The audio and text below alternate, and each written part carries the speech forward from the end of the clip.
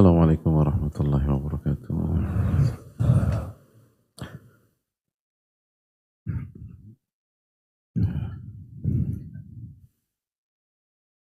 Bismillahirrahmanirrahim. Alhamdulillahirabbil alamin wa bihi nasta'in ala umuri dunya waddin. Wassalatu wassalamu ala asyrafil anbiya wal mursalin wa ala alihi wa sahbihi wa man sara ala nahjihi bi ihsanin ila yaumidin wa ba'd. Allahumma salli wa sallim wa barik wa an'im ala nabiyyina Muhammadin wa ala alihi wa sahbihi ajma'in. Allahumma inna nas'aluka ilman nafi'a wa na'udzubika min ilmin la yanfa'. Allahumma 'allimna ma yanfa'una wa anfa'na bima 'allamtana ya rabbal alamin. Allahumma ansurna wal muslimin al madlumin fi Filistin wa fi kulli makan. Allahumma aslih lana umurana kullaha wa aslih wulata umurina wa hafadna baladana min kulli su'in innaka waliyyu dzalika wal qadiru alaih. Alhamdulillah, kita panjatkan puji dan syukur kita kepada Allah atas berbagai macam kenikmatan yang Allah berikan kepada kita, sebagaimana salawat dan salam semoga tercurah kepada Rasulullah SAW beserta para keluarga, para sahabat dan orang-orang yang istiqomah berjalan di bawah naungan sunnah beliau sampai hari kiamat kelak. Kita meminta kepada Allah ilmu nafi, dan semoga Allah melindungi kita dari ilmu yang tidak bermanfaat. Dan kita meminta agar Allah menolong kita, saudara-saudara kita, khusus yang terzolimi di Palestina dan di berbagai macam tempat. Dan semoga Allah SWT memperbaiki urusan-urusan kita dan urusan pemimpin-pemimpin kita. Allah Maha berkuasa atas segala sesuatu, dan semoga Allah jaga bangsa kita dari segala keburukan. Amin ya rabbal alamin.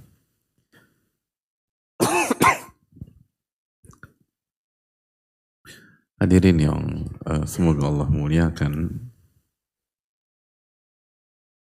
kembali bersama kajian rutin kita. Pentingnya kita mengikuti jalannya para ulama, karena mereka yang menjadi pewaris para nabi. Al ulama warathatul anbiya, kata nabi kita sallallahu alaihi wasallam. Dan di antara metode mereka adalah al adab qabla al ilm, adab sebelum ilmu. Sebagaimana ucapan Umar bin Khattab radhiyallahu taala an, ta'addabu tsumma ta'allamu, beradablah, belajarlah adab dan beradablah sebelum kalian atau baru kalian belajar. Jadi beradab lalu belajarlah kalian. Karena sekali lagi tujuan kita bukan hanya ilmu secara maklumat atau secara data, secara teori, tapi bagaimana menjadikan wawasan atau data dan maklumat tersebut benar-benar bermanfaat dalam kehidupan kita keseharian. Dan itu butuh syarat gitu loh, butuh mahar kalau bahasa kita. Karena nggak semua ilmu atau pengetahuan itu bisa dengan mudah memberikan manfaat kepada kita. Dan seringkali kita berikan contoh simpel bahwa 99,9% orang yang nggak sholat subuh di Jakarta itu tahu sholat subuh itu wajib. Jadi dia sudah punya ilmunya, tapi ilmunya nggak bermanfaat. 99,9% orang nggak sholat Jumat di Jabotabek itu tahu sholat Jumat itu wajib bagi laki-laki. Tapi dia tidak mengerjakan, padahal dia laki-laki dan tidak ada udzur syar'i pada hari tersebut. Itu menunjukkan bahwa sebatas tahu dan memahami itu tidak serta-merta menjadikan ilmu itu bermanfaat. Gitu. 99,9% orang yang ngantuk di kajian dan khutbah Jumat. Nah ini nih hadir. Loh, kok tahu itu loh. Tahu nggak kalau ngantuk di kajian atau di khutbah Jumat adalah perbuatan yang tidak terpuji? Coba jujur. Tahu gitu loh. Tapi susah. Gitu loh. Jadi hadirin Allah muliakan, itu kita rasakan sekali. 99,9% suami yang main tangan sama istrinya tahu, wah istri itu nggak boleh disakiti, tahu. Tapi lagi-lagi nggak mudah menjadikan ilmu maklumat menjadi ilmu yang bermanfaat. Itu susah. Itu butuh taufik dari Allah Subhanahu wa Ta'ala. Butuh kekuatan dari Allah Subhanahu wa Ta'ala. Dan Allah tidak akan berikan taufik itu sampai kita penuhi syarat-syaratnya. Dan di antara syarat-syaratnya adalah beradab, memuliakan ilmu, dan di antara bentuk memuliakan ilmu adalah beradab dalam ilmu. Makanya ini hal yang sangat penting. Sehingga itu bisa tanggulangi. Dan contoh simpel, banyak banget pertanyaan dulu waktu pertama kali taubat dan hijrah itu kayaknya mudah tersentuh, mudah nangis, mudah bergetar hati. Tapi sekarang setelah beberapa tahun hijrah kok kayaknya gersang gitu. Padahal kalau harus membandingkan ilmu dan wawasannya ketika dia pertama kali hijrah jauh lebih minim daripada ilmu dan wawasan dia setelah 5 tahun atau 6 tahun hijrah. Tapi justru sebaliknya, hati semakin keras dan susah untuk mentadaburi, susah untuk tersentuh. Padahal kita tahu kata Sufyan Ats-Tsauri mengatakan, jika ilmumu tidak bisa membuat engkau menangis karena Allah, ketahuilah ilmumu tidak bermanfaat. Allahu Akbar. Kalau ilmu Anda nggak membuat Anda nangis kepada Allah, tentu saja tidak setiap saat. Tapi ketika momen-momen nangis Anda nggak nangis, gitu. Berarti itu adalah ilmu yang tidak bermanfaat. Itu kata para ulama. Nah, kok bisa sekarang kita nggak melihat orang lain, tapi kita dulu waktu ilmu kita sangat dangkal, sangat cetek, bahkan dulu belum bisa baca Quran, itu gampang tersentuh. Sekarang baca Quran udah bagus, sudah fasih, lalu banyak belajar, banyak kajian, tapi kok justru hati ini kok tidak mudah tersentuh sebagaimana dulu mudah tersentuh. Dulu gampang nangis ketika sholat, sekarang susah. Nah, ini hal yang merupakan kenyataan dan kita rasakan itu, hadirin. Ini bukan kata si A, bukan kata si B, bukan kata si C. Ini bukan sebuah kejadian di pulau tertentu atau kejadian di negara tertentu. Ini kita rasakan dalam kehidupan kita sehari-hari. Yang menunjukkan bahwa beda antara ilmu yang bermanfaat dengan ilmu yang sebatas maklumat. Pemahaman penting, hafalan penting, tanpa perlu diperdebatkan. Tapi belum tentu pada saat kita memahami sesuatu, kita bisa mengamalkannya dan bermanfaat bagi diri kita. Maka sekali lagi ini dikembalikan pada diri kita masing-masing. Seberapa besar pertolongan Allah kepada kita. Dan besarnya pertolongan Allah, kata para ulama, dilihat dari seberapa beradab dan memuliakan ilmu yang kita lakukan. Itu penting. Semakin kita memuliakan, semakin besar pertolongan Allah Subhanahu wa Ta'ala. Semakin kita meremehkan, walaupun kita cerdas, gampang hafal, tahu A, tahu B, tidak. Sekali lagi, hadirin, ini bukan sebatas mengetahui, tapi lebih dari itu. Maka pentingnya kita mempelajari buku-buku para ulama yang berkaitan dengan masalah ini. Agar apa? Agar ilmu kita bermanfaat. Dan begitu ilmu kita bermanfaat, maka kita akan bahagia di dunia dan di akhirat. Jadi itulah gambaran besarnya yang harus terus kita ketahui dan kita semakin sadar urgensi dari ini semua. Jamaah yang semoga Allah muliakan, dan kita sedang membahas sifat atau akhlak yang diridhoi oleh Allah yang harus dimiliki oleh setiap muslim secara umum dan penuntut ilmu secara khusus. Dan penulis rahimahullahu ta'ala menyatakan wa minal akhlaqil mardiyah dawamut taubah, dan di antara akhlak-akhlak yang diridhoi oleh Allah yang harus dimiliki oleh setiap muslim apalagi dia penuntut ilmu adalah dawamut taubah, senantiasa bertaubat kepada Allah Subhanahu wa taala. Taubat tidak putus-putus gitu. Taubat terus gitu. Jadi taubat bukan hanya sebuah pintu gerbang perubahan diri kita dari dulu ahli dunia dan sekarang berusaha menjadi ahli akhirat, tapi taubat adalah kewajiban di awal, di tengah-tengah, dan di akhir sebagaimana dikatakan oleh Ibnul Qayyim rahimahullahu ta'ala. Dan tidak ada fase dalam kehidupan kita tanpa taubat. Kita harus terus bertaubat dan mendekatkan diri dan taubat lagi kepada Allah Subhanahu wa ta'ala. Itu yang kita bahas pada pertemuan yang lalu. Nah, hadirin Allah muliakan, kita tambahkan sedikit apa yang kita sudah bahas pada pertemuan yang lalu. Salah satu alasan kenapa kita harus terus bertaubat. Dan justru sebaliknya, ketika kita menjadi atau ketika kita berubah, ketika kita berhijrah, itu bukan alasan untuk meminimalisir taubat. Itu bukan alasan untuk tidak bertaubat.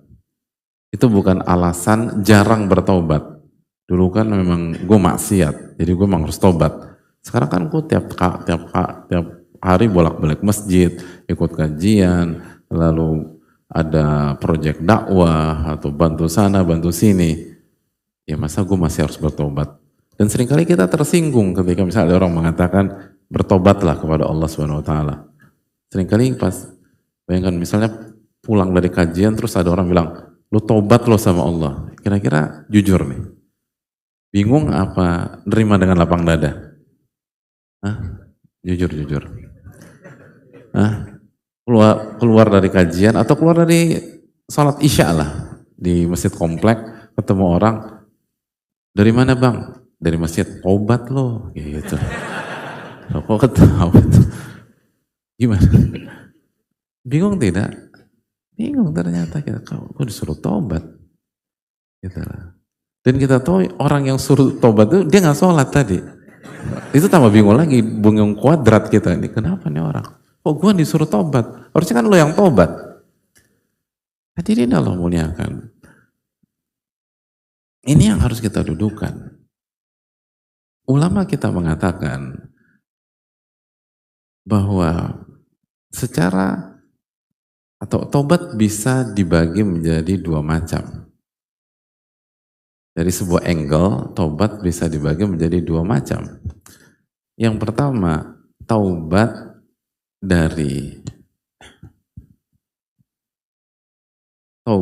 karena kita meninggalkan, taubat karena kita melakukan hal-hal yang haram atau yang Allah tidak ridhoi. Taubat dari hal sayyiat, kata para ulama. Sayyiat, hal-hal yang buruk.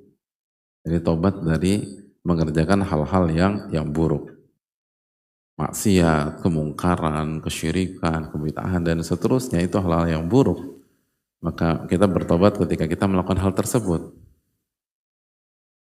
Itu bentuk yang pertama. Bentuk yang kedua, kata para ulama, taubat dari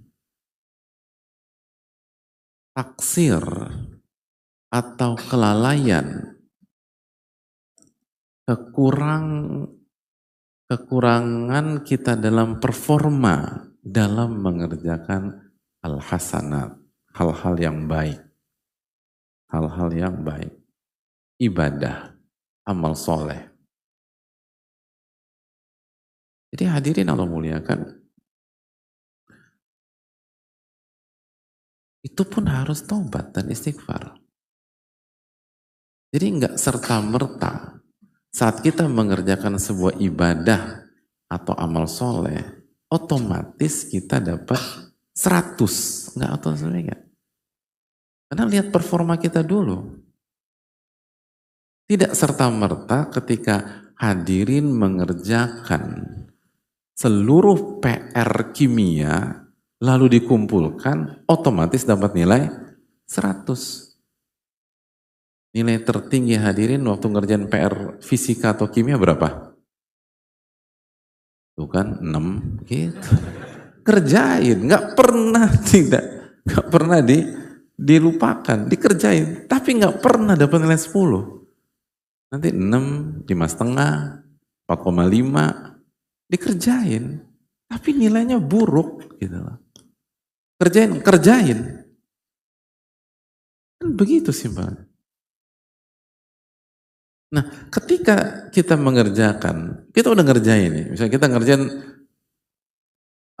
PR fisika dan kimia dan nilainya 3, apakah kita tidak mengevaluasi diri? Lalu kita kembali ke guru fisika kita, kimia kita untuk minta diajarin, minta diarahkan dan seterusnya. Taubat itu ar-ruju ilallah, kembali kepada Allah Subhanahu wa taala. Oke, kita sholat, tapi sholat asar tadi nilainya berapa hadirin? Oke, kita ikut kajian, tapi performa kita selama kajian tuh nilainya berapa? Nabi SAW bersabda, qaidul ilma bil kitab, ikatlah ilmu itu dengan catatan. Selama kita kajian nyatet apa enggak? Hadirin, loh, ini pertanyaan serius ini loh. Nyatet apa enggak ini? Masya Allah. Dari satu masjid ini yang bilang nyatet 3 orang. Itulah.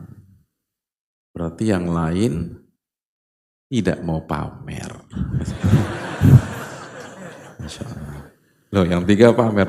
Oh, yang 3 enggak. Yang 3 itu berusaha menjawab pertanyaan. Kan kita harus cari angle positif terus hadirin. Enggak? Iya, janganlah. Udah kita capek lah negatif-negatif terus. Jadi hadirin Allah muliakan, itu poin. Kita oke, datang kajian tapi nggak nyatet, tapi ngantuk, tapi jawab inbox ada 17 pesan, dijawabin satu-satu, lalu ada yang nitip barang di ini dan seterusnya. Jadi hadirin Allah muliakan, oke kita kajian, tapi kalau di scoring, dinilai berapa nilai kajian kita? Kita sholat, gitu. Khusyuk apa enggak sholat kita? Fokus apa enggak sama Allah Subhanahu Wa Taala? Tadabbur enggak ayat-ayat yang dibaca? Kan sesimpel itu aja. Makanya tadi kita balik lagi. Jadi ketika kita pulang dari masjid, pulang dari kajian, terus ada orang bilang, tobat loh, jangan kaget. Itu orang ilmunya tinggi itu hadirin. Loh iya, serius. Dijelaskan para ulama, bahwa mayoritas orang itu berpikir taubat itu hanya karena kita mengerjakan hal-hal yang buruk, as-sayyi'at ya tadi. Di jenis yang pertama. Adapun orang-orang khusus, orang-orang yang sudah berilmu, ilmunya dalam, dan orang-orang yang dekat dengan Allah Subhanahu wa taala di level yang tinggi, itulah orang-orang yang mengerti bahwa taubat itu ada 2. Bukan hanya karena kita mengerjakan sayyiat, tapi juga karena kita kurang baik dalam mengerjakan al-hasanat, hal-hal yang baik. Tidak perform ketika mengerjakan amal soleh. Kita kerjakan, tapi gimana keikhlasan kita? Bisa jadi pada saat kita sholat tadi, riak kita, pengen dipuji. Gitu. sholat maghrib jadi imam udah ada setelannya. Rakaat pertama baca Al-Falaq. Calon mertua masbuk hadirin. Al-Falaq itu bisa jadi Ali Imran hadirin. Betul. Bisa. Berubah. Kenapa? Ini ada belakang ini loh. Apalagi besok mau lamaran. Oh, berubah cerita. Nah ini kan perlu sholat maghrib, sholat. Jadi imam lagi. Ali Imran lagi. Gitu. Tapi performa keikhlasan kita tuh gimana hadirin sekalian? Ini kan yang harus didudukkan. Makanya, oke kita udah hijrah, terus kita ngaji segala macam, tetap harus tobat hadirin sekalian. Karena performa kita kalau boleh jujur, banyak PR hadirin sekalian. Banyak kekurangan, banyak catatan. Siapa di antara kita setiap beramal itu sampai anta'budallaha ka'annaka tara fa illam takun tara fa innahu yarak. Engkau beribadah kepada Allah, kata Nabi SAW, seakan-akan engkau melihat Allah. Dan kalau engkau tidak sampai titik itu, maka engkau beribadah dengan keyakinan Allah maha melihatmu. Ini kali kita lupa bahwa Allah melihat kita ketika kita salat zuhur, ketika kita salat asar, ketika kita salat maghrib, ketika kita salat isya, ketika kita salat subuh.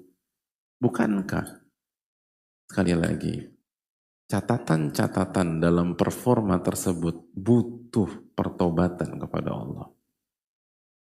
Itu tadi. Dan sekali lagi, itu yang membedakan orang yang punya ilmu yang dalam dan orang secara umum. Orang secara umum berpikir taubat itu hanya untuk sayyiat, karena kita terjatuh ke dalam maksiat atau hal yang buruk. Banyak orang lupa bahwa pertobatan juga dibutuhkan ketika performa kita tidak bagus saat mengerjakan amal soleh dan ibadah kepada Allah Subhanahu wa Ta'ala. Jadi kita jangan berpuas diri karena kita udah sholat, udah puasa, udah zikir, udah tutup aurat bagi wanita, udah ikut kajian, dan lain sebagainya. Kenapa demikian? Karena sekali lagi, kita punya PR besar. Apakah performa kita bagus atau justru tidak? Dan seringkali opsi kedua yang kita miliki dalam berbagai macam amalan, kecuali yang dirahmati oleh Allah, maka butuh istighfar dan taubat kepada Allah.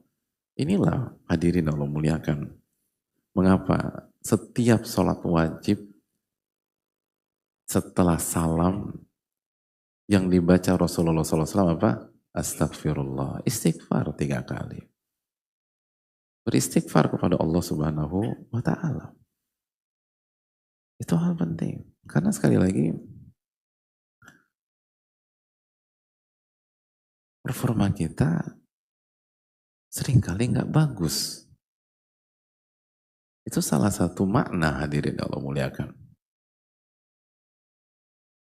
Walaupun ada makna yang lain, tapi kita lagi bahas makna ini. Makanya kata para ulama kita, mereka mengatakan bahwa hasanatul abrar sayyiatul muqarrabin.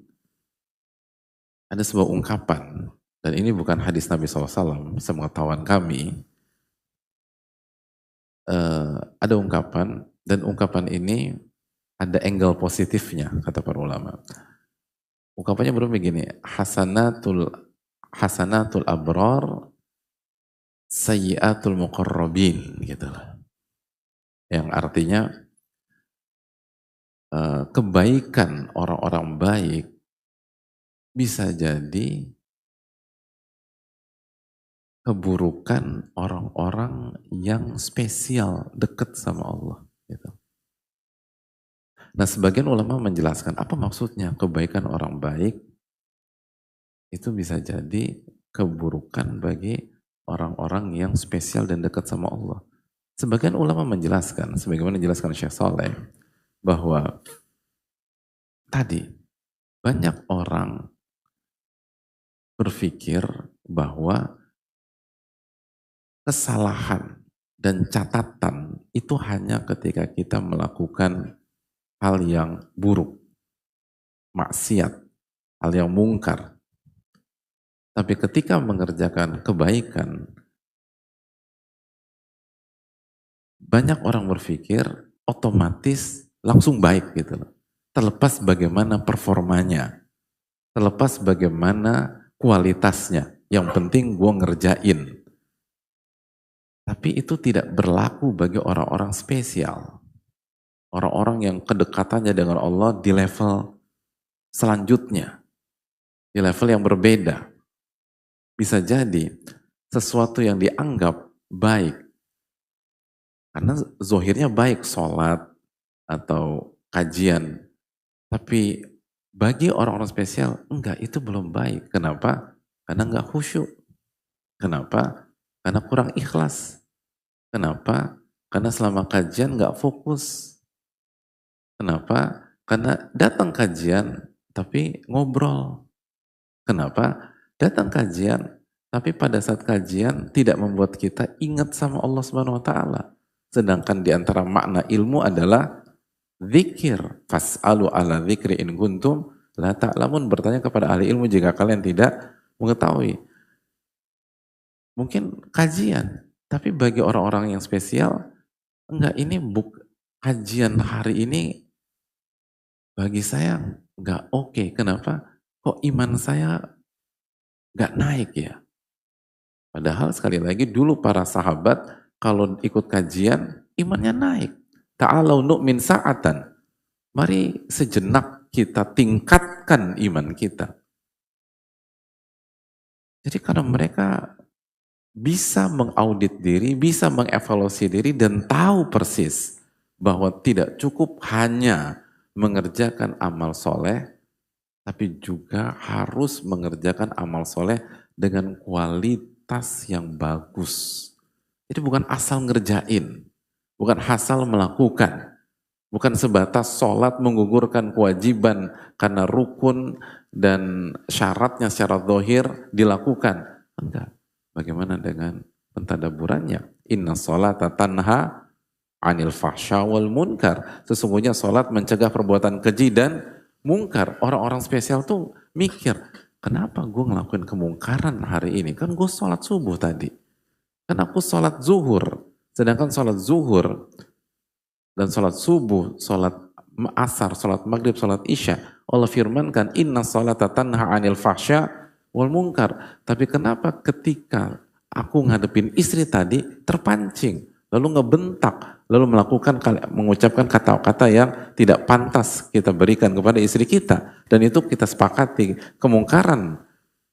Mungkin pada saat kita ribut sama istri, kita ngotot, tapi begitu jeda, begitu selesai, iya sih, gue juga salah. Kenapa ya? Kok terpancing? Kenapa ya? Mengungkapkan kata-kata di atas. Bukankah tadi ribut besarnya setelah sholat asar?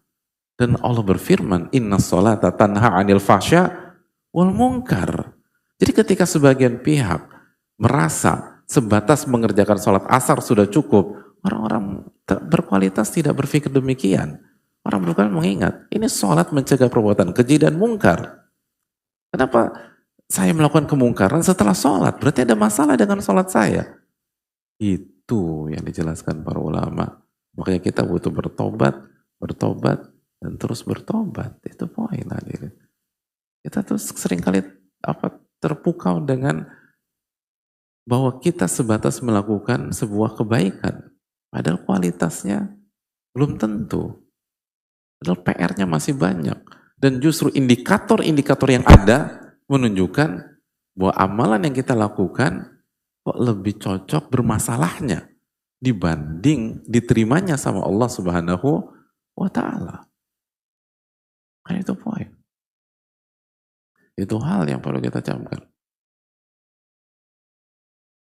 Kita pagi misalnya baca zikir pagi petang, kita meminta kepada Allah Subhanahu wa taala misalnya Allahumma in apa misalnya a'udzu bikalimatillahi tammati min syarri ma khalaq atau bismillahirrahmanirrahim la yadurru ma'asmi syai'un fil ardi wa fis samawati dan seterusnya, atau kita meminta ya hayyu qayyum bi rahmatika astaghits aslih li sya'ni kullahu wa la takilni ila nafsi tarfata ain. Udah minta tuh. Tapi ketika kita meeting jam 10, kok kita ngandelin diri sendiri? Ketika kita ketemu sama atau ngadapin masalah ba'da zuhur, kok kita ngandelin diri sendiri? Padahal kita udah minta, ya hayyu ya qayyum bi rahmatika astaghits aslih li sya'ni kullahu la takilni ila nafsi tarfata ain.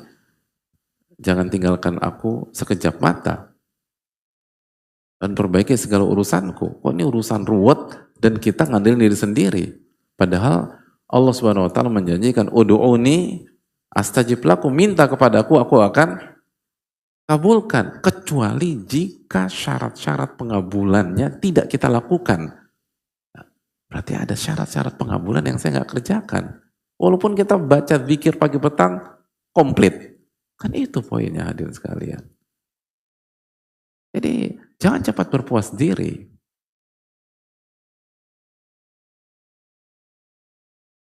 Ini menunjukkan betapa luasnya ilmu. Dan betapa pentingnya kita belajar dan betapa pentingnya kita bersama orang-orang yang mengerti hal tersebut. Karena kita berpikir kita sudah lakukan yang terbaik, ternyata hasilnya jelek. Sama kan kayak kita itu tadi. Pernah ngerasain gak sih pas kita ngerjain PR tadi, PR sebuah pelajaran, mau PR akuntansi kah, ekonomi kah, atau fisika kah, kayaknya benar semua deh. Ya minimal 9,9 lah. Pas dibalikin 4 hadirin. 4. Ternyata salah. Jadi semua hal-hal yang kita pikir udah perfect, enggak, berantakan. Itu berarti pada saat kita belajar bidang studi tersebut kita butuh guru. Karena yang kita rasa udah bagus, ternyata nggak bagus. Atau ujian lah, udah kita pede banget dah. Oke nih, bidang studi ini saya bagus. Pas lihat nilainya 3,5. Mana yang salah? Ya ini salah dikit. Lalu ketika iya benar salah. Itu poin hadirin sekalian. Jadi hadirin Allah muliakan. Nah oleh karena itu, lakukanlah pertobatan setiap saat. Dan jangan terpukau dengan banyaknya kajian yang kita lakukan. Atau banyaknya ibadah yang kita lakukan. Karena pertanyaan adalah bagaimana kualitas dari ibadah-ibadah tersebut. Bagaimana performa kita dalam mengerjakan ibadah-ibadah tersebut. Kalau baik, alhamdulillah. Tapi coba kita jujurlah gitu. Dengan terbatasnya ilmu kita, masih sedikitnya ilmu kita, dan jam terbang kita dalam dunia amal soleh dan ibadah, apa iya itu dengan mudah kita raih? Sedangkan para ulama butuh waktu yang panjang untuk bisa sampai ke titik yang ideal dan begitu tinggi. Maka sekali lagi ini pentingnya kita istighfar, kita bertaubat kepada Rabbul Alamin, agar Allah Subhanahu wa taala memaafkan kesalahan-kesalahan kita, baik ketika kita melakukan maksiat maupun pada saat kita beribadah tetapi tidak dengan performa yang baik. Dan sadarkah kita bahwa setelah kita hijrah, kita berpotensi melakukan keduanya? Apakah arti hijrah benar-benar bersih dari maksiat? Tentu saja jawabannya tidak. Apakah arti kita berhijrah bersih dari semua kemungkaran? Jawabannya tidak. Jadi kita harus bertobat terhadap maksiat yang kita lakukan setelah hijrah atau setelah ngaji, atau ikut kajian dan seterusnya. Dan kita harus bertobat dari sisi yang kedua, bahwa amal soleh yang kita kerjakan seringkali performanya tidak baik. Seringkali di bawah standar. Di bawah standar tadi sekalian. Seringkali hanya zohir saja. tapi tidak meresap ke dalam hati dan tidak kembali ke batin kita, tidak meninggikan iman kita kepada Allah Subhanahu wa taala. Hadirin, kalau sholat kita berkualitas, itu habis sholat, iman nambah hadirin. Tapi apakah itu yang kita rasakan? Jelas, jangankan sholat 5 waktu yang merupakan tiang agama, rukun Islam kedua loh hadirin sekalian. Rukun Islam yang kedua. Kita mengerjakan amal soleh yang kecil saja, senyum saja senyum tuh. Tabassumuka fi wajhi akhika shadaqah.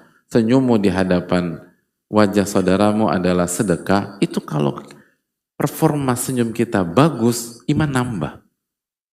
Tuh kan, mulai senyum-senyum sendiri. Jadi hadirin Allah, iya, rasanya nggak nambah.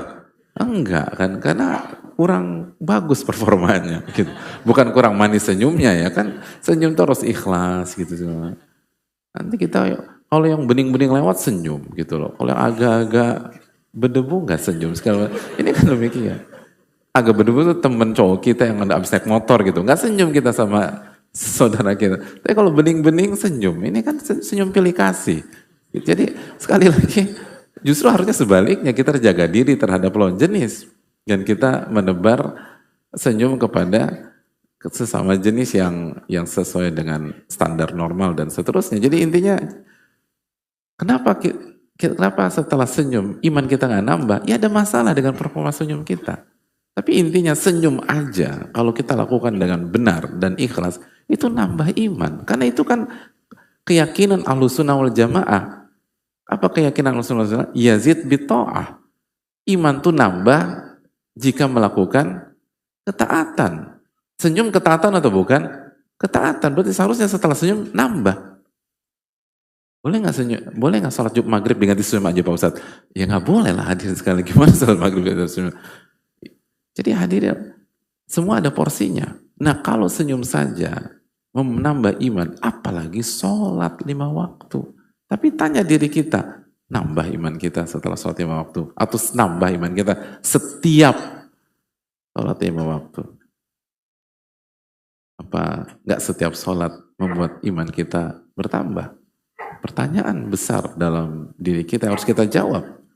Nah kalau itu kita rasakan, merasa masih nggak butuh bertobat kepada Allah, masih merasa nggak semua baik-baik saja, masih merasa nggak ada yang perlu dikhawatirkan pada diri kita, maka itu muktarun, itu tertipu dengan kondisi, tertipu. Itu talbis iblis, itu tipu daya iblis yang mengecoh. Adapun orang-orang beriman, orang-orang yang berusaha menjalankan keduanya dengan baik, dia beristighfar ketika dia melakukan kemaksiatan dan kemungkaran, dan dia beristighfar dan bertobat ketika setelah melakukan amal soleh, karena dia tahu bahwa saya melakukan amal soleh tapi amal soleh saya masih menjadi catatan atau masih punya catatan di sana dan di sini, dan itulah fungsi saya beristighfar dan bertobat kepada Allah Subhanahu wa taala. Jadi hadirin Allah muliakan, ini yang perlu kita tanamkan bersama-sama dan kita evaluasi terus diri kita.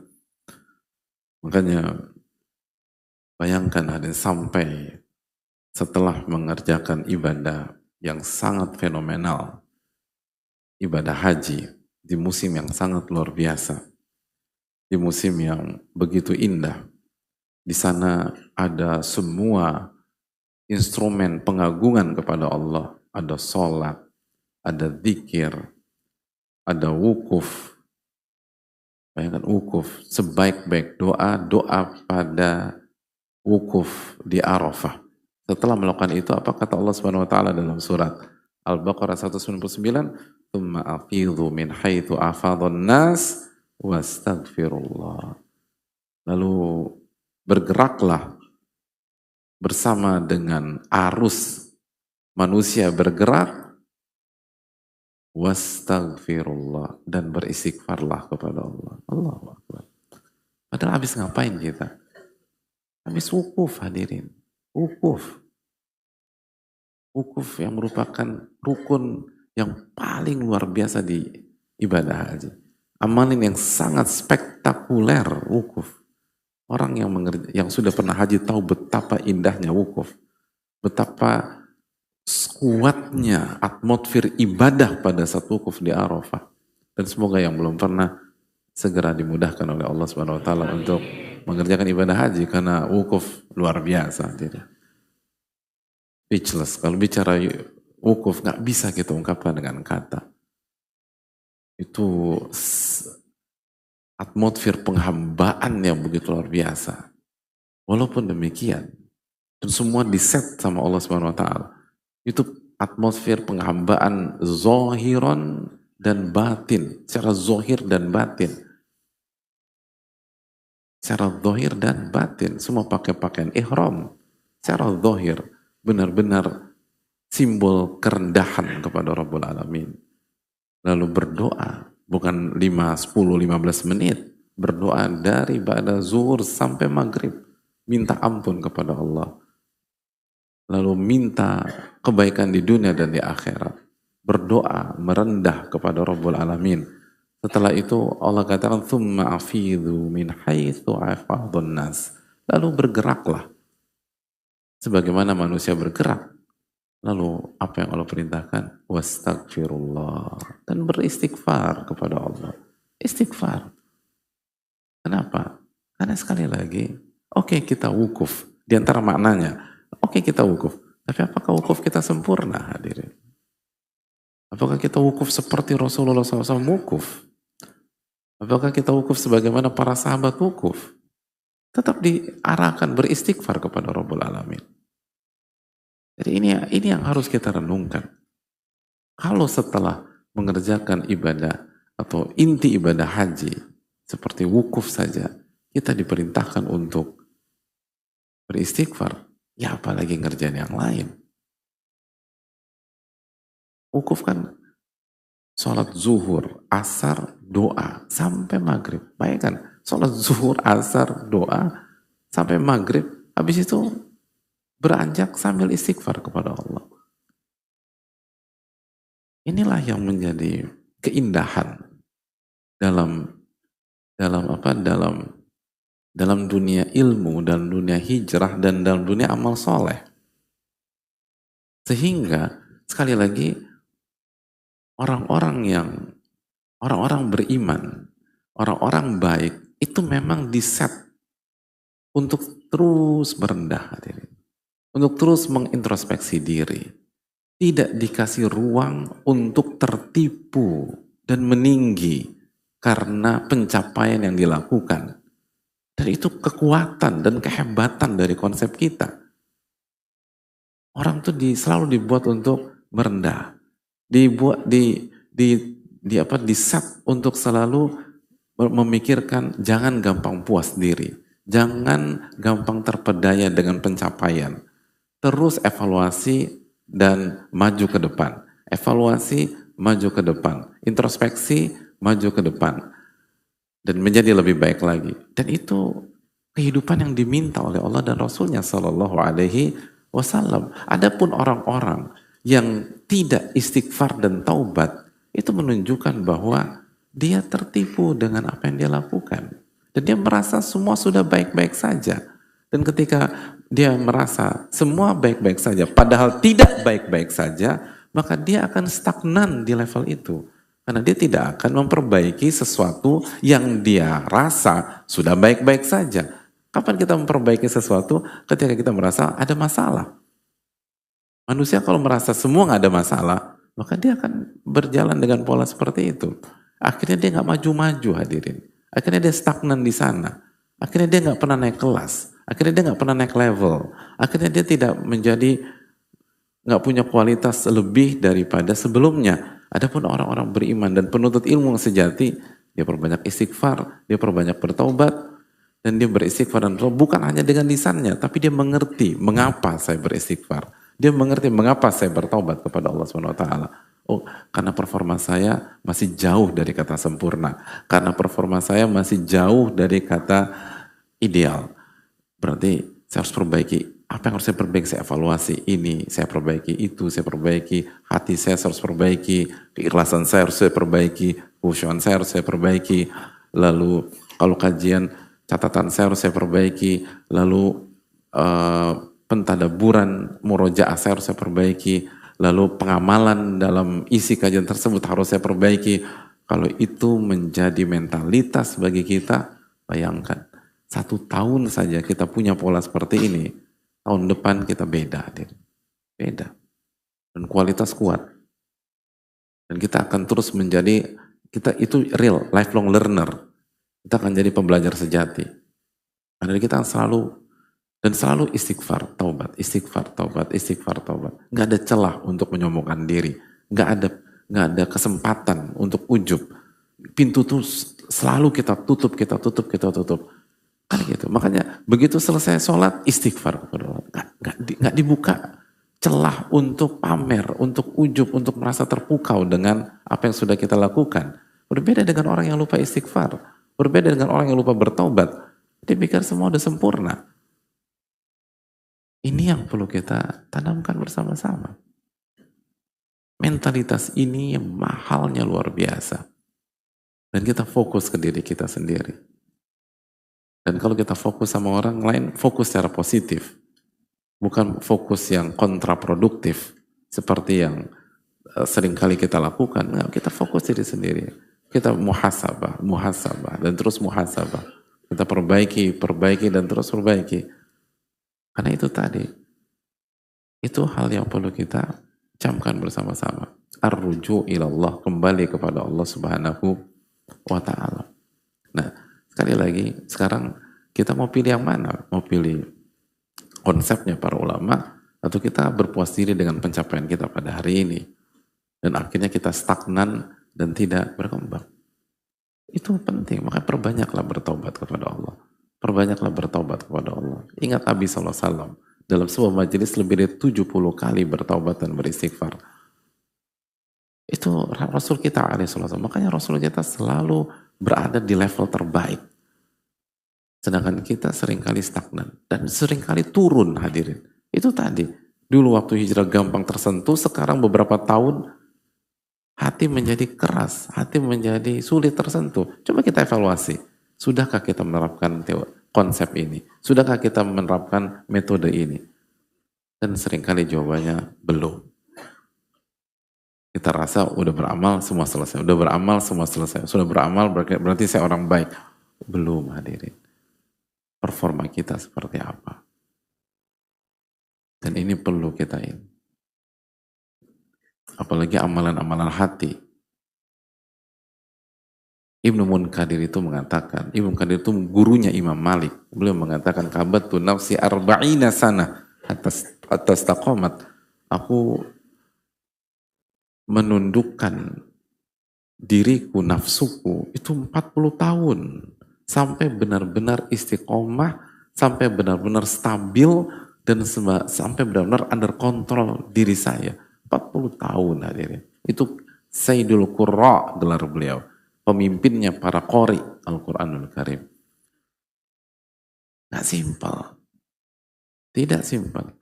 Sufyan Ats-Tsauri mengatakan, ma'alastu syai'an asyadda alayya min niyati. Aku nggak pernah mengobati sebuah masalah dan penyakit yang lebih berat daripada mengobati niatku. Itu Sufyan Ats-Tsauri rahimahullah ta'ala, nama besar dalam dunia ilmu, mengatakan demikian. Mungkinkah Sufyan Ats-Tsauri mengatakan, aku nggak pernah mengobati sesuatu yang lebih sulit daripada niat, lalu kita mengatakan, aku santai-santai saja. Bukan santai-santai, itu tadi. Bahwa sesuatu yang kita pikir baik-baik saja, ternyata banyak catatan. Dan itu kita tidak tahu karena minimnya ilmu kita, atau kurangnya kita muhasabah, atau kita tidak memakai konsep pertobatan yang sebagaimana dijelaskan oleh para ulama. Dan akhirnya stagnan. Sekali lagi hadirin, manusia itu kullu bani Adam khata', setiap anak Adam banyak melakukan kesalahan. Wa khairul khata'ina tawwabun, dan yang terbaik dari mereka adalah yang paling banyak bertaubat. Itu sudah sabda Rasulullah SAW, kita nih banyak salah hadirin. Jadi kalau kita merasa, pekan ini kayaknya gue belum buat salah deh, itu berarti asumsi kita yang salah. Karena Nabi kita SAW mengatakan, Kulu bani Adam khata, setiap anak Adam banyak melakukan kesalahan. Berarti harus audit lagi, harus muhasabah lagi, harus dicek lagi. Dan kalau kita nggak ngerti, cari, ya itu tadi, kalau pasien merasa, kayaknya aku baik-baik aja deh. Ya Anda pasien, tapi kalau dokter yang lihat kan enggak. Maka kita harus pergi ke dokter. Nah, dalam jiwa, dalam hati, kita butuh dokter hadirin. Kalau kita nggak bisa mendiagnos diri kita sendiri. Allahumma sayyiban nafi'an. Semoga Allah memberikan hujan yang bermanfaat dan berkah bagi kita semua.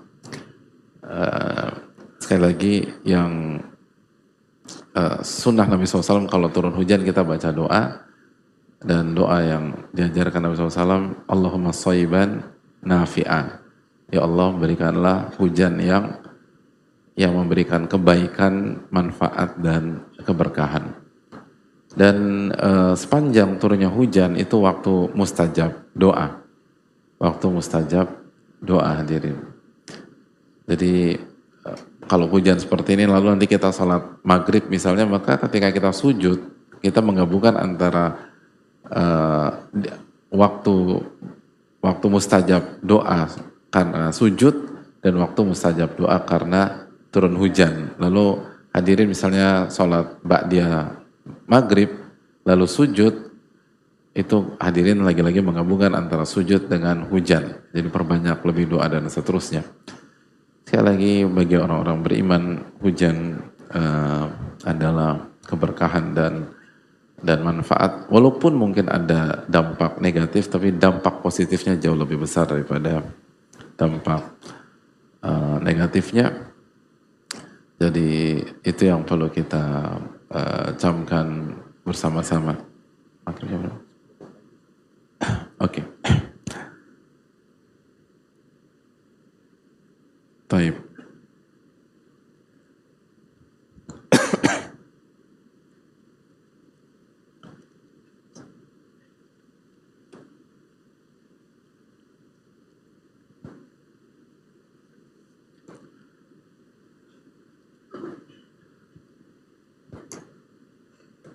Kita lanjutkan sejenak sampai menjelang adzan maghrib. Ibnu Qayyim rahimahullah melanjutkan tentang taubat. At-taubatu hiya ruju'ul 'abdi ila Allah wa mufaraqatuhu li siratil maghdubi 'alaihim wad-dallin.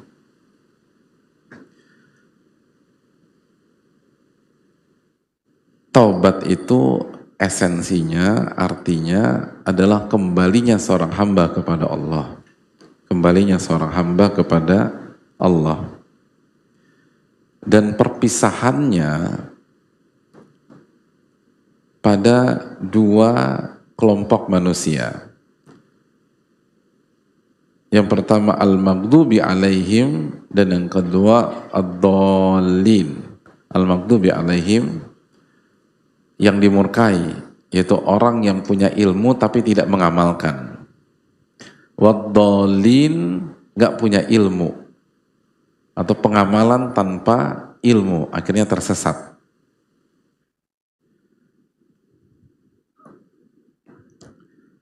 Jadi inti taubat adalah kembalinya kita kepada Allah dan salam perpisahan terhadap dua jalan manusia. Jalan yang pertama, jalan al-maghdubi alaihim, jalan orang-orang yang Allah murkai. Dalam surat Al-Fatihah, ghairil maghdubi alaihim. Siapa orang-orang yang dimurkai? Punya ilmu tapi nggak mengamalkan ilmunya. Ya.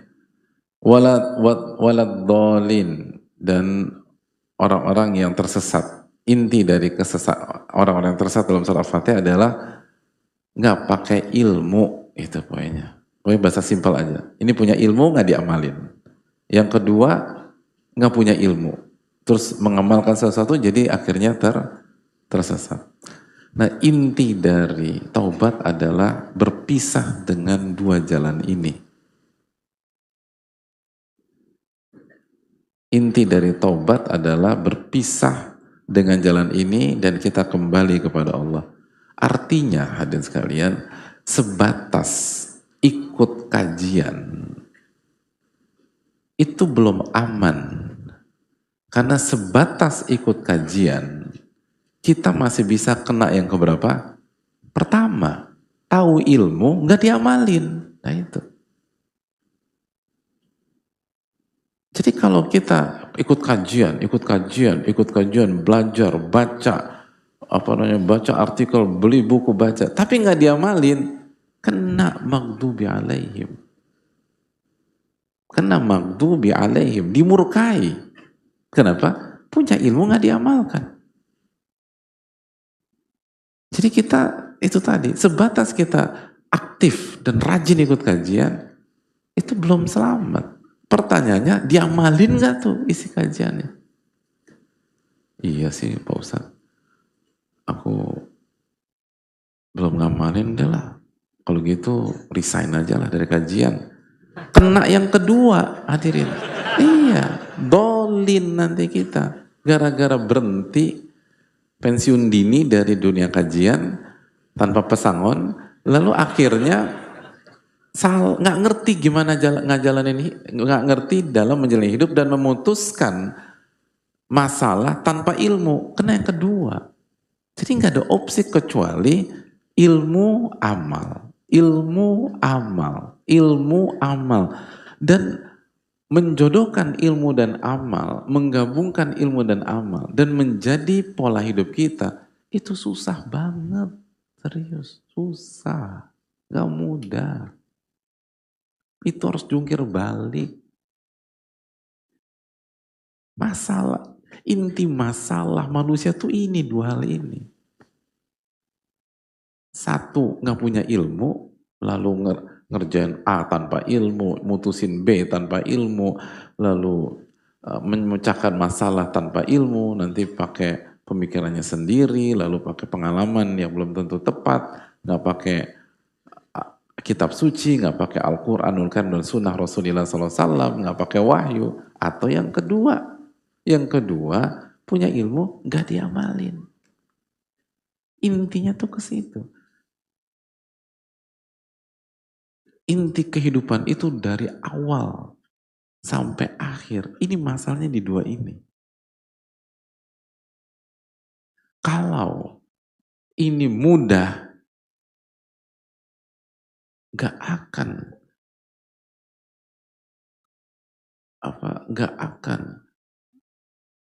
pertempuran antara hak dan batil itu sepanjang peradaban manusia seperti saat ini. Makanya kan kata Al-Hasan Al-Basri, kalau Anda ingin tahu inti dari kitab-kitab suci terdahulu, baca Al-Quranul Karim. Al-Quran isinya adalah intisari dari semua kitab-kitab suci terdahulu. Dan kalau Anda ingin tahu inti dari Al-Quran, maka bacalah Al-Fatihah. Dan dalam Al-Fatihah, Allah berfirman, ghairil maghdubi alaihim waladhdallin. Jadi, al-maghdubi alaihim waladhdallin itu adalah inti masalah dari dulu. Bukan hanya dari zaman Rasulullah SAW, tapi dari dulu. Itu inti masalahnya. Kalau nggak punya ilmu nggak diamalin. Nah, solusi dari itu taubat, hadirin kata para ulama. Kan itu tadi, susah menggabungkan ilmu dan amal tuh susah. Susah hadirin sekalian.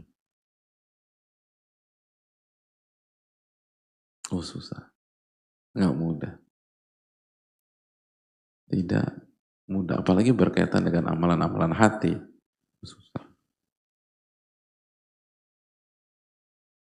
Berat.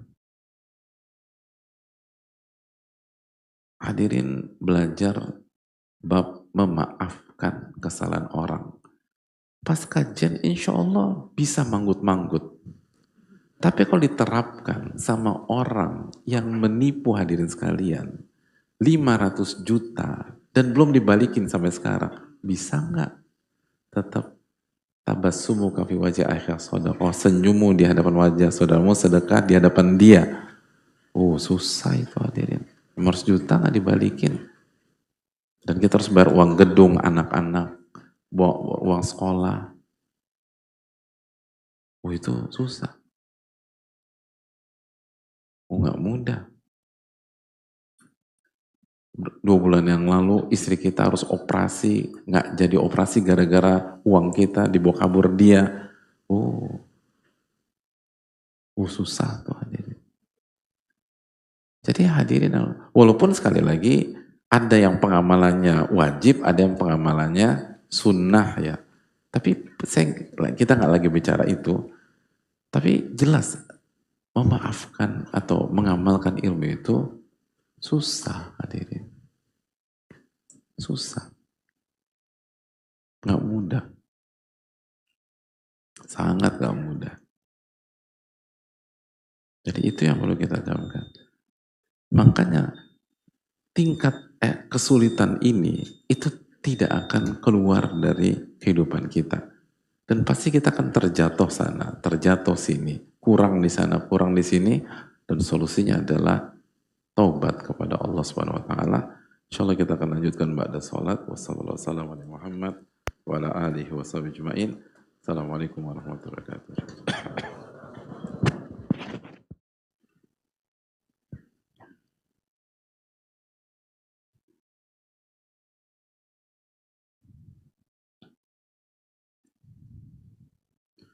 Assalamualaikum warahmatullahi wabarakatuh.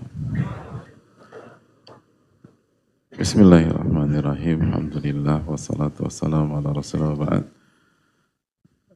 Allahumma inna nas'aluka ilman nafi'an wa na'udzubika min ilmin la yanfa'. Hadirin sekalian, kita buka sesi interaktif. Semoga Allah memberikan taufik kepada kita untuk bisa mendapatkan ilmu nafi'. Amin ya rabbal alamin.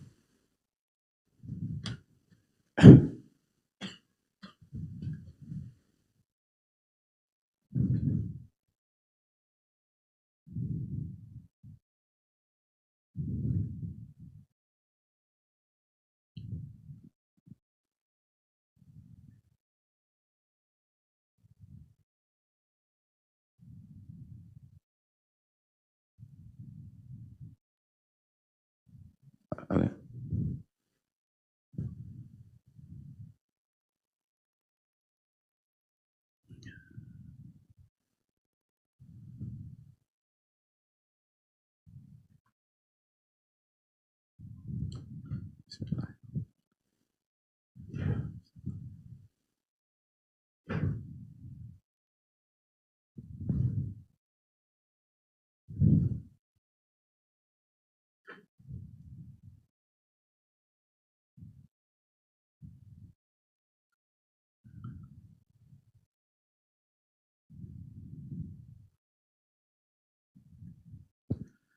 Assalamualaikum Ustaz. Waalaikumsalam warahmatullahi wabarakatuh.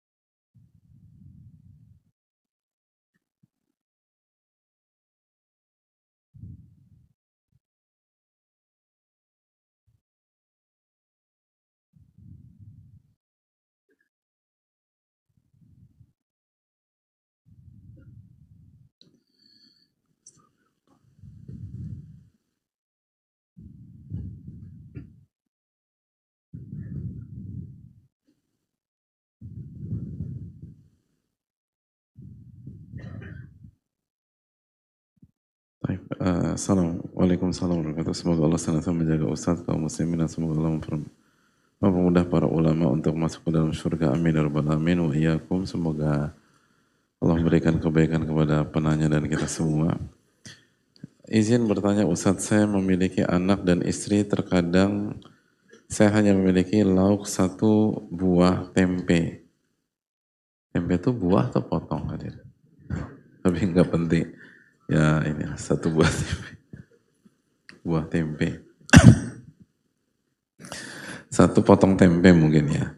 Karena kami antara saya dan istri saling menghormati, maka satu tempe itu tidak ada yang makan. Ustadz, apa yang sebaiknya saya lakukan sebagai seorang suami? Jazakallahu khairan Ustadz.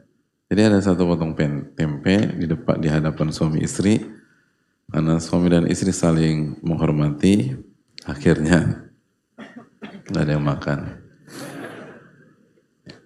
Jadi tempenya basi. Atau eh, sebagai suami, apa sebaiknya yang saya lakukan? Perintahkan istri untuk makan. Itu dong. Saya perintahkan sebagai suami, kamu harus makan satu buah tempe ini. Gitu. Iya perintah. Karena apa? Eh, apa? Salah satu prinsip pemimpin kan itu tadi, yang paling harus pertama kali yang berkorban dalam konteks ini. Jadi kalau istri nggak mau makan, mubadzir lah. Wala tubadzir tabdziro, nggak boleh mubadzir kita. Karena kalau satu makanan terbuang basi dan seterusnya, maka kita akan dihisap di hari kiamat. Jadi biar nggak mubadzir, kita sebagai suami perintahkan istri untuk makan sehingga tidak mubadzir dan tidak terbuang. Itu. Allah taala alam bisawab. Dan ini masya Allah kalau suami istri kayak gini nih, saling menghormati. Tapi orang Indonesia tuh suka gitu ya. Kan selalu masalah orang Indonesia itu di lauk terakhir. Gitu. Ya nggak sih, kita ngerasa gitu nggak sih? Jadi kalau sampai lauk terakhir itu tuh satu meja makan nggak ada yang berani sentuh. Itu kenapa sih hadirin? Itu kultur kita tuh gitu ya. Sampai ada yang berani ambil, tersangka dia. Tapi orang Indonesia tuh begitu, masya Allah. Ada ininya sih, unik ya. Orang Indonesia tuh punya punya dinamika dengan potongan terakhir. Makanya kalau masih ada 2 potong, segera ambil potongan yang kedua dari terakhir. Karena kalau ambil potongan terakhir, maka itu seringkali menjadi problematika di antara kita. Dan ini kan potongan satu-satunya, berarti ini potongan terakhir. Jadi gak ada yang mau makan, nih orang Indonesia banget. Jadi ya itu minta istri kita makan duluan. Dan sekali lagi pemimpin harus bisa atau harus siap berkorban lebih dulu. Makanya kan ada ungkapan a leader eats last, kan itu kan pemimpin itu, orang pemimpin itu makan belakangan setelah semua yang lain makan. Allah Ta'ala alam.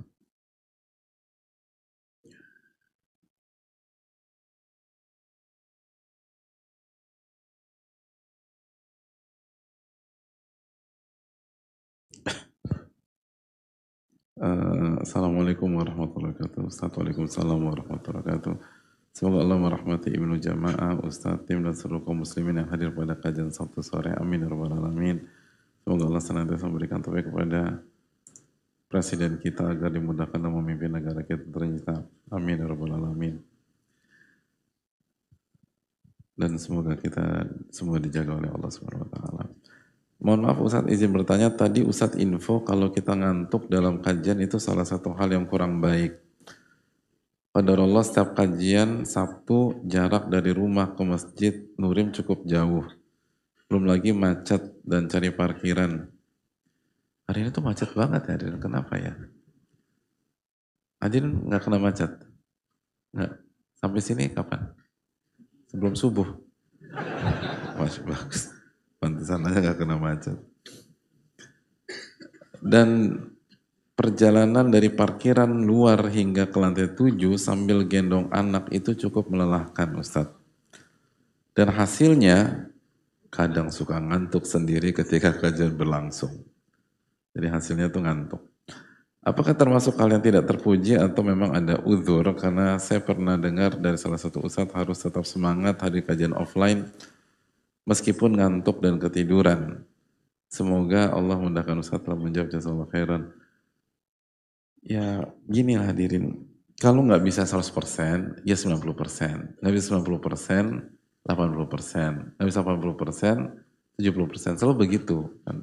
Makanya kan kaidah ma la yadruku kullu la yadruku jullu. Sesuatu yang nggak bisa dikerjakan semuanya, bukan berarti ditinggalkan begitu saja. Jadi kalau memang opsinya datang tapi apa lelah, ngantuk, atau mendingan nggak datang sama sekali tidur di rumah, ya jelas opsinya datang walaupun ngantuk.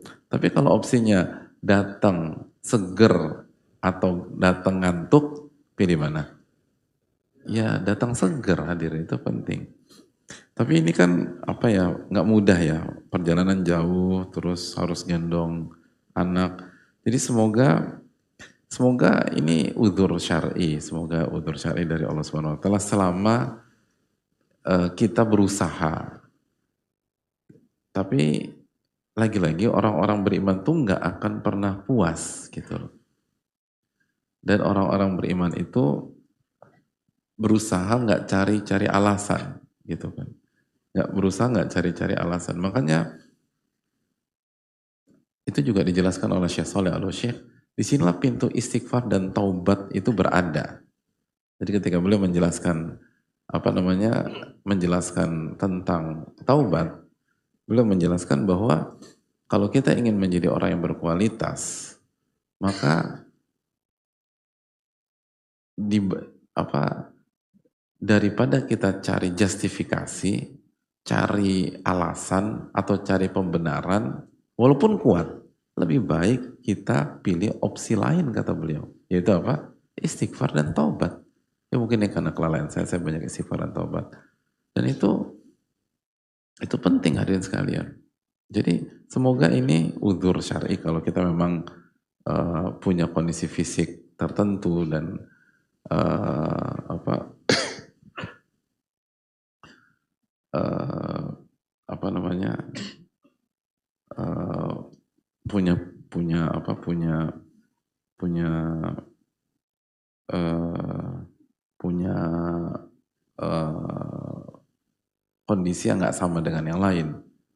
Namun di sisi lain kita sebagai orang beriman harus terus berupaya meningkatkan performa dan tidak puas dengan sebuah kondisi yang belum ideal dalam hidup. Dan di antara yang kita lakukan itu tadi, coba perbanyak istighfar dan taubat. Coba perbanyak istighfar dan taubat. Makanya Allah berfirman dalam surat Hud ayat 52, wa ya qaumi istaghfiru rabbakum thumma tubu ilaih. Wahai kaumku, istighfarlah kepada Rabb kalian dan bertobatlah kepada Allah Subhanahu wa taala. Apa yang terjadi? Yursilis samaa'a 'alaikum midrara. Maka Allah akan memberikan kalian hujan. Terus apa? Wa yazidukum quwwatan ila quwwatikum. Allah akan tambah kekuatan kalian. Wa la tatawallaw mujrimin, dan jangan kalian berpaling sebagai orang-orang yang pendosa. Jadi dari ayat ini, Hud ayat 52, Allah berfirman, dari firman Allah Hud 52, ulama menjelaskan bahwa salah satu keutamaan beristighfar dan taubat menambah kekuatan. Menambah kekuatan. Jadi kalau kita punya kendala dalam masa kekuatan, perbanyak istighfar dan taubat. Memperbanyak istighfar dan taubat, itu nambah kekuatan. Di antara ulama tafsir mengatakan, Makna menambah kekuatan di sini bil mal wal walad, kekuatan secara finansial. Jadi istighfar dan taubat itu kunci rizki hadir. Kunci rizki. Di antara dalilnya adalah ayat ini dengan keterangan sebagian para ulama dan anak juga itu kekuatan. Jadi hadirin Allah muliakan. Coba artinya tetap datang ke kajian offline, lalu benahi gitu loh. Dan yang dibenahi itu jangan hanya teknis aja. Sebelum teknis, benahi jiwa dan hati kita. Dengan cara apa? Banyak istighfar, banyak taubat. Lalu wasta'inu bis-sabri wassalah, minta pertolongan dengan sholat dan sabar gitu loh. Lalu habis itu baru bicara persiapan teknis gitu loh. Artinya kalau mau kajian gitu, misal paginya jangan terlalu capek, kalau bisa ya. Kondisi kita beda-beda ya, tapi ini apa namanya secara umum upayakan ada waktu istirahat, kondisi jangan terlalu capek, terus makanan bagus dan seterusnya. Itu penting. Makanya kan Ibnu Qudamah ketika berbicara tentang puasa sunnah, sebagian ulama memilih tidak berpuasa untuk memberikan kekuatan dalam beramal soleh yang lain. Karena orang beda-beda. Orang berbeda-beda. Jadi sekali lagi setiap orang tuh punya kondisi yang berbeda-beda, tapi coba diperjuangkan. Jadi sekali lagi semoga ini udzur syar'i, namun sebagai penuntut ilmu, sebagai seorang mukmin, kita tidak boleh mengandalkan kondisi yang masih belum ideal dan berusaha untuk tidak mudah mencari alasan lain, walaupun itu bisa dilakukan. Kita lebih memilih mengevaluasi diri, beristighfar, bertaubat, memperbaiki kinerja, lalu berkembang menjadi jauh lebih baik. Allah Ta'ala bisa. Dan dilawan gitu loh, kalau ngantuk, wudu gitu loh. Kalau ngantuk wudu, terus bawa semprot-semprotan buat muka gitu loh. Kalau kalau ngantuk semprot-semprot gitu. Itu bisa. Allah Ta'ala bisa.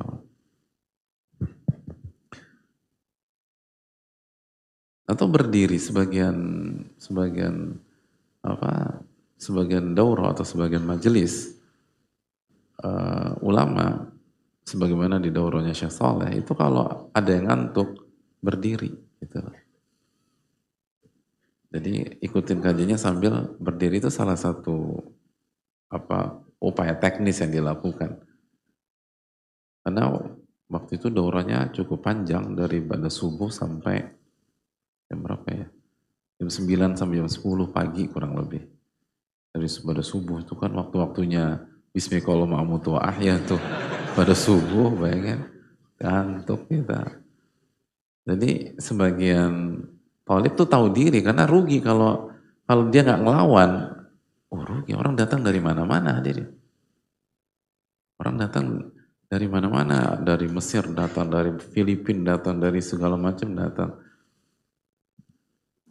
Orang datang dari mana-mana ke daurah tersebut. Jadi kalau udah datang capek-capek, ngantuk, rugi kita. Maka semua orang berjuang. Gimana caranya nggak ngantuk? Nah itu penting tuh. Penting punya perasaan rugi kalau ngantuk, rugi kalau ngobrol, rugi kalau nggak fokus. Dan nggak perlu nunggu orang, mereka berusaha inisiatif gitu loh. Ada berdiri sendiri gitu loh, baca.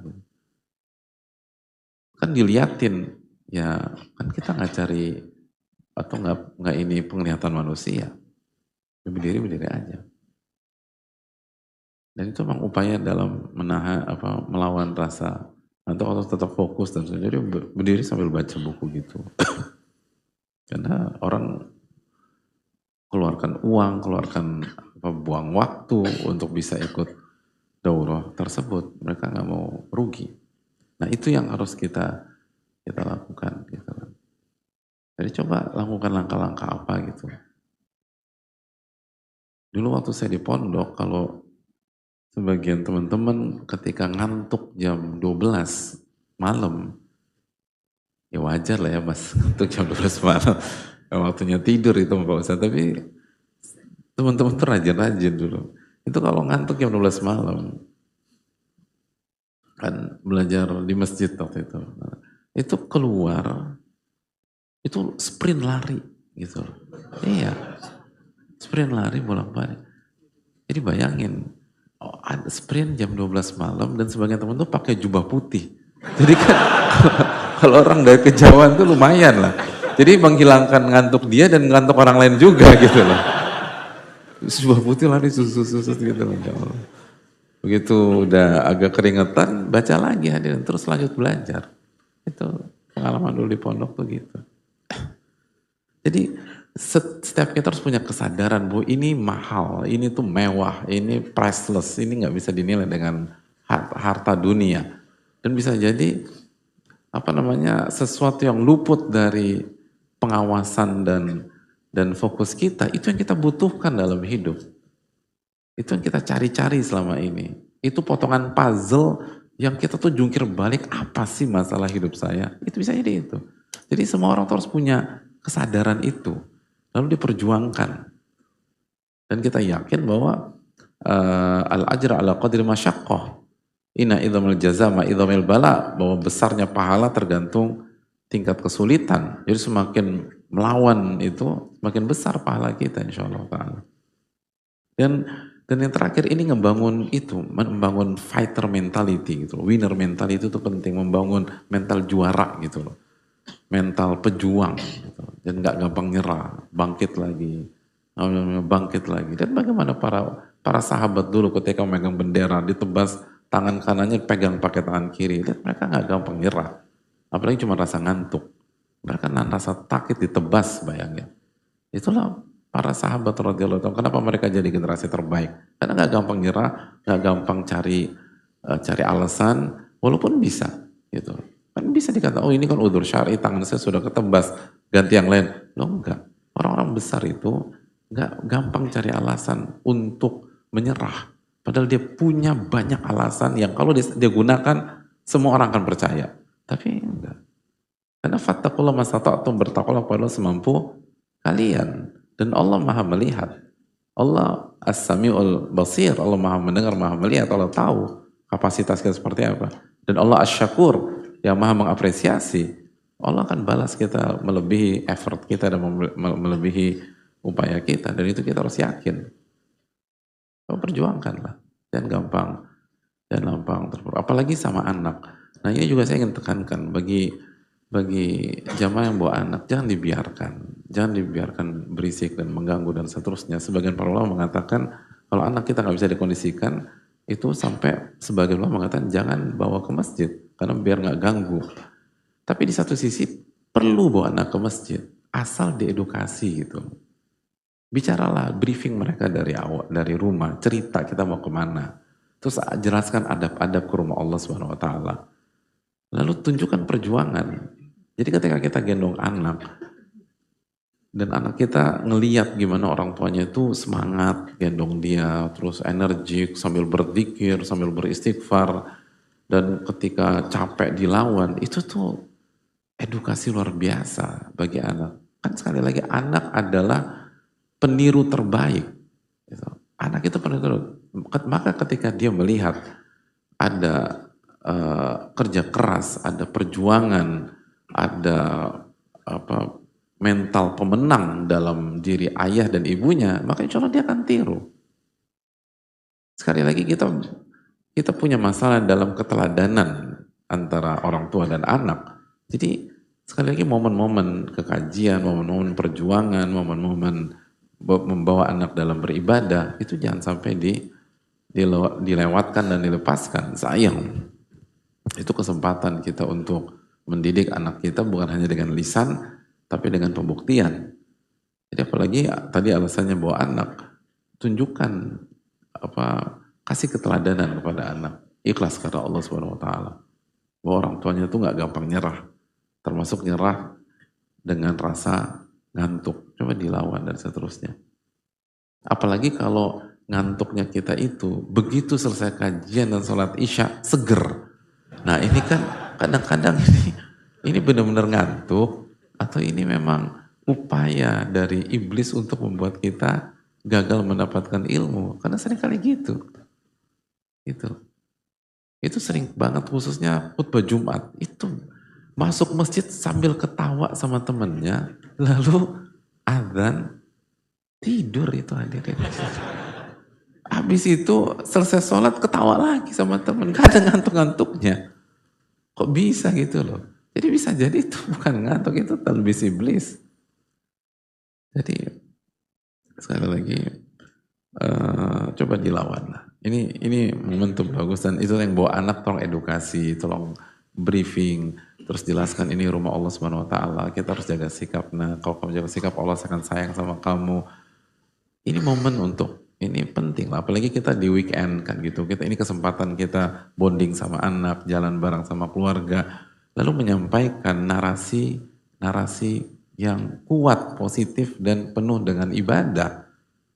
Ini artinya ini keuntungan dan privilege ketika schedule kita di weekend karena kita bawa anak, bawa istri, bawa anak bicara, cerita, lalu evaluasi, lalu setelah apa kasih tugas, nanti setelah pulang kasih kuis gitu loh.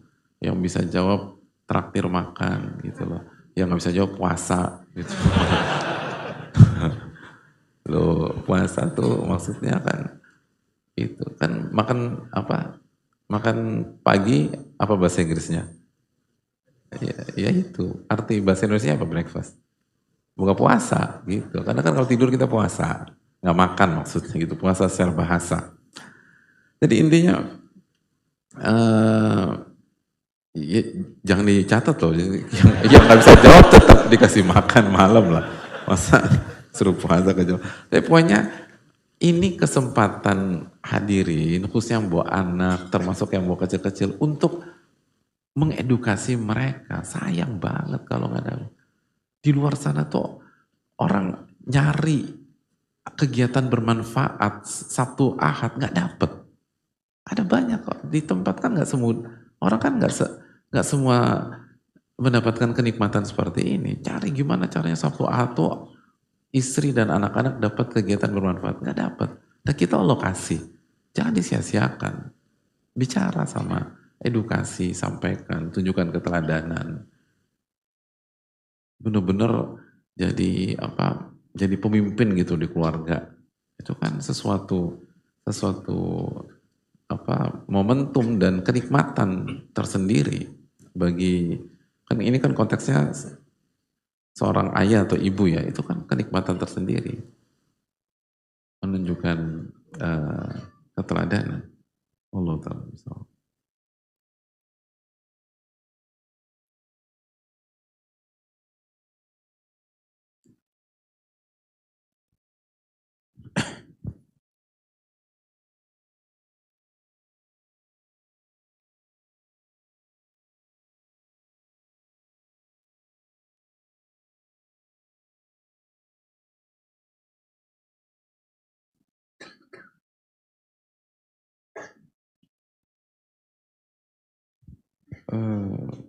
Assalamualaikum warahmatullahi wabarakatuh. Semoga Allah tetap menjaga usaha kaum muslimin ini dalam kehidupan dunia dan akhirat. Amin ya rabbal alamin.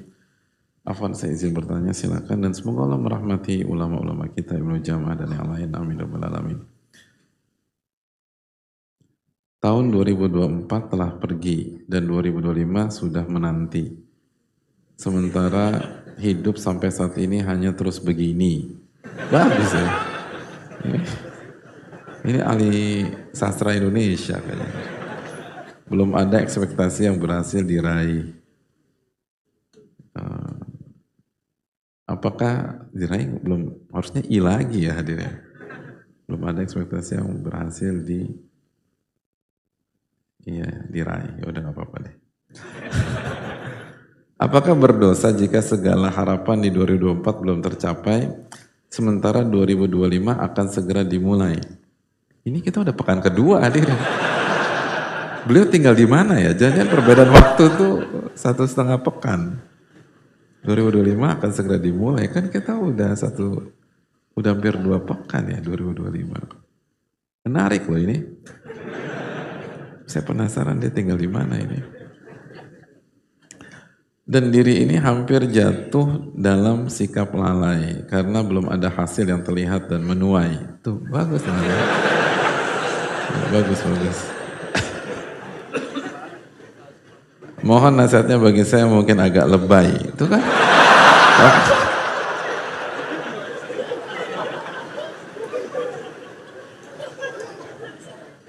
Tapi sebenarnya diri ini ingin hidup damai.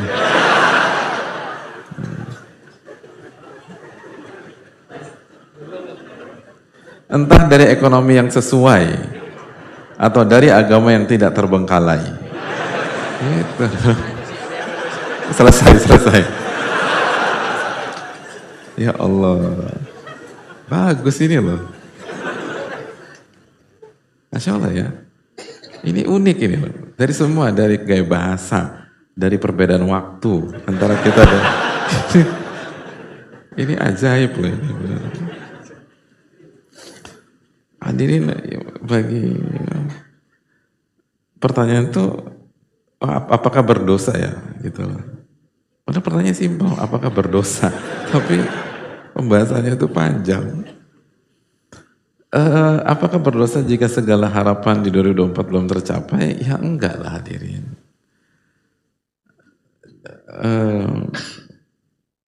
Yang pertama, parameter dosa itu bukan harapan terwujud atau tidak, tapi lebih pada proses. Apakah kita bertakwa dalam prosesnya atau tidak? Selama kita bertakwa dalam prosesnya, kalaupun tidak tercapai dalam kurun waktu kita hidup, nggak ada masalah.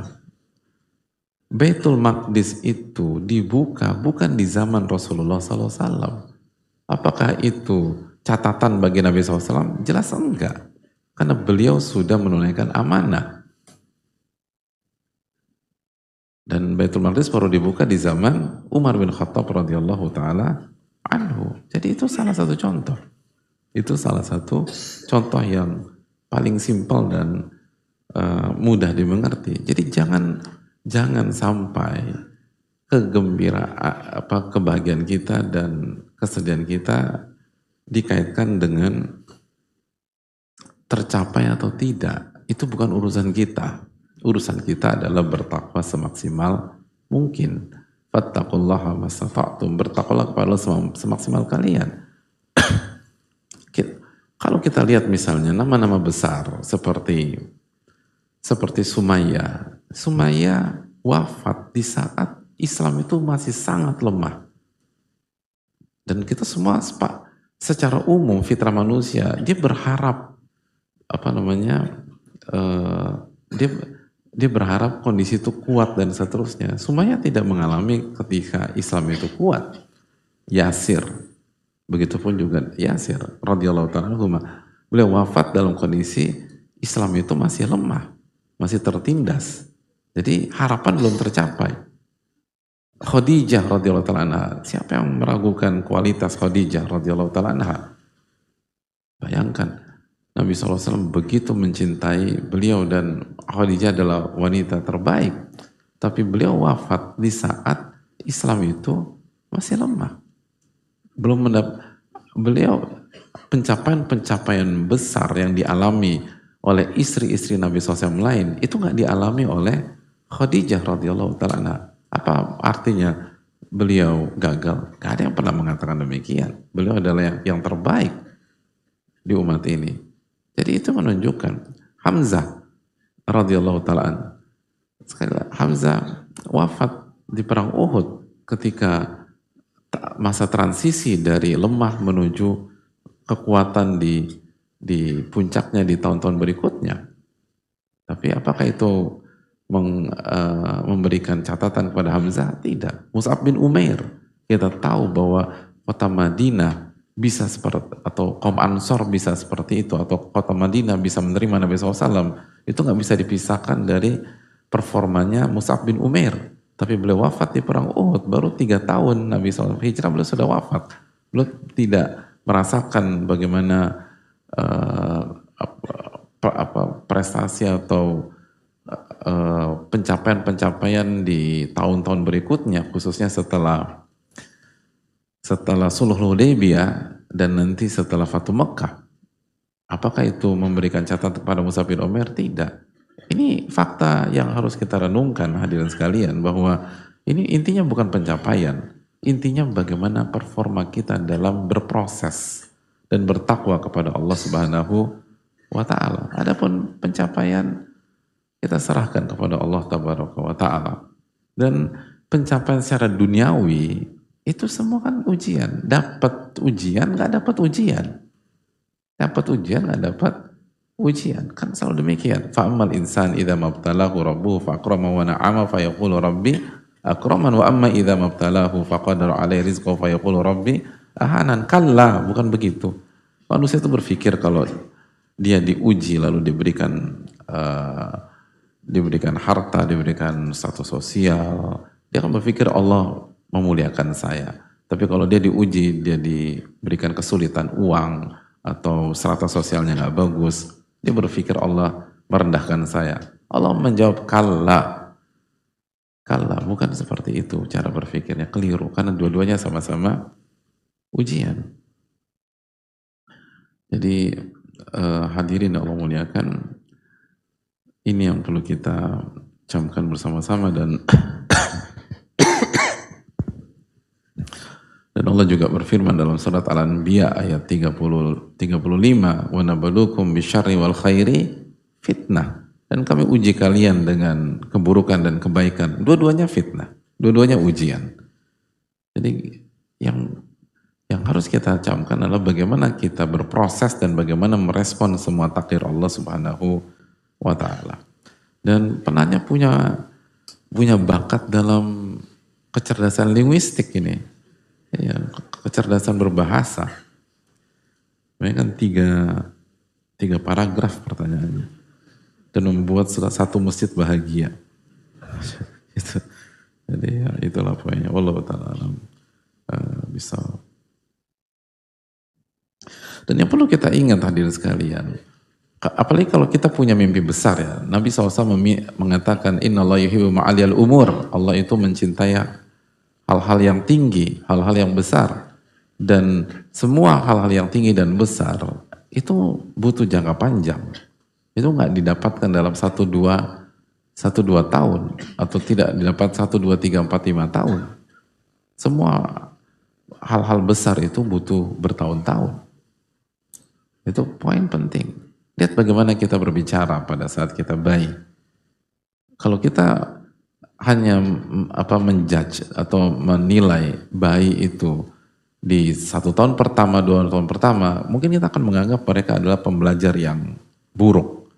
Kenapa? Karena belum bisa bicara, atau belum bisa bicara lancar atau fasih bahasa ibu gitu loh. Padahal 1-2 tahun walaupun belum terlihat, tapi proses belajar sudah berjalan dan mereka punya progres yang bagus, tapi baru kelihatan setelah tahun-tahun berikutnya. Dan terbukti tidak ada yang bisa mengalahkan kemampuan bayi secara umumnya dalam mempelajari sebuah bahasa. Gitu loh. Metode belajar bahasa terbaik kan metode bayi. Ketika mempelajari mother tongue, ketika mempelajari bahasa ibunya.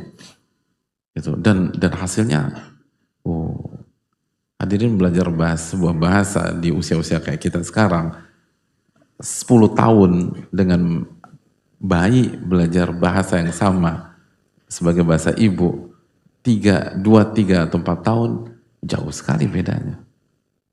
Kita masih dia lancarnya begitu luar biasa, fluency sangat lancar. Kenapa? Itu tadi. Tapi kalau kita vonis dia ketika di tahun pertama, tahun kedua, mungkin kita anggap semua bayi itu gagal dalam belajar bahasa. Itu menunjukkan bahwa hal-hal besar itu butuh waktu, hadirin. Maka sabar. Ketakwaan, keimanan, ini dan sebagainya, itu butuh waktu.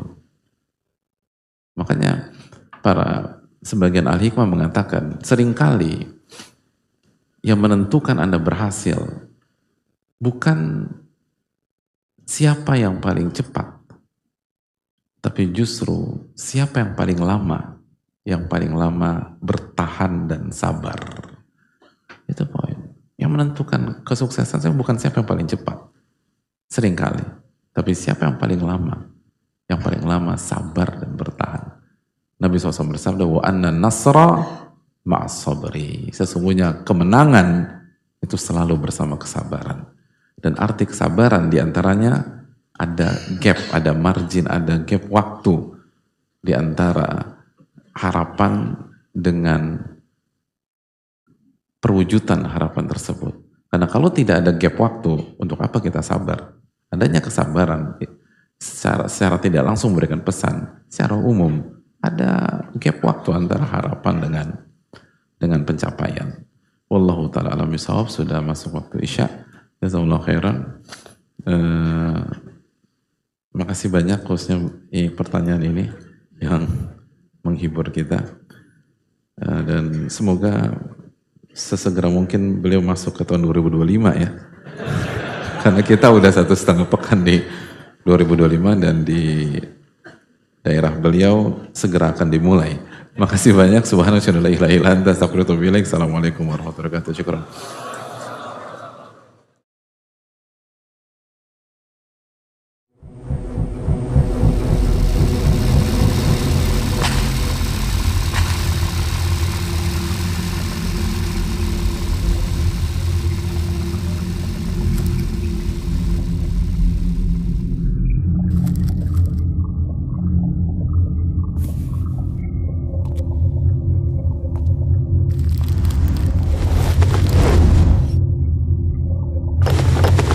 Lembaran yang tak nampak nilainya, potongan yang tak terbesit manfaatnya, diolah, dipadukan dengan penuh asa. Dengan balutan keikhlasan dan pengorbanan, hal-hal kecil menjadi kian bermakna, kian berharga. Penuh peluang amal selanjutnya. Inilah karya besar yang kita ikhtiarkan bersama. Sebuah dedikasi untuk para pembawa lentera ilmu. Semoga dijadikan olehnya satu amalan yang menuai limpahan maslahat.